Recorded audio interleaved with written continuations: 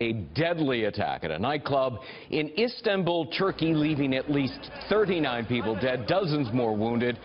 As many as 600 people were jammed inside that nightclub, welcoming in the new year, when suddenly a lone gunman, allegedly in a Santa costume, killed a police officer standing guard, then burst inside, opening fire. The gunman still on the loose this hour, raising serious fears that more bloodshed on the first day of the year could be in store. John Huddy is live in our Middle East Bureau with the latest. John?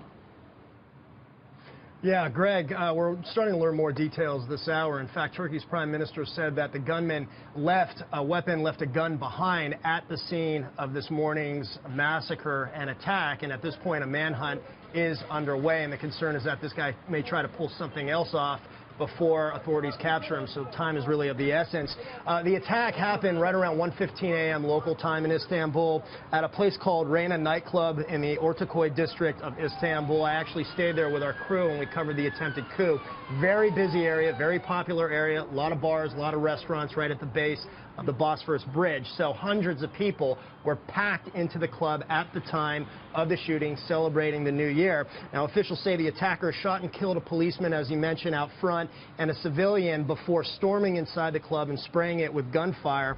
Officials say that he was armed with a long-barreled weapon, though it's unclear what exactly that was. There have been some reports it was an AK-47, possibly some other type of assault weapon. We're still waiting for more information about that. But as you also mentioned, Greg, the death toll stands at 39 right now, with several people in critical condition. That number obviously could go up. At least about 70 people, meanwhile, were wounded, and at least 15 of the dead were foreign nationals, including an Arab-Israeli woman, according to officials. Now, Turkey's prime minister denied reports that the attacker was wearing a Santa Claus outfit, costume, but CCTV surveillance video shows that he was at one point wearing a Santa Claus hat, and it appears, according to officials, that he changed clothes once inside the club in order likely to escape. He was initially carrying a backpack, dressed in black outside the club, and then he changed, and he was seen leaving in a hat and other clothing after that.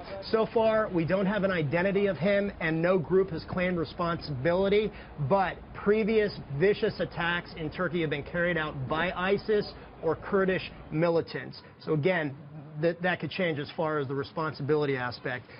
Today, Pope Francis condemned the attack in his New Year's message. Also, other world leaders are coming out against it, including Russian President Vladimir Putin, who said that Russia stands with Turkey in combating terrorism.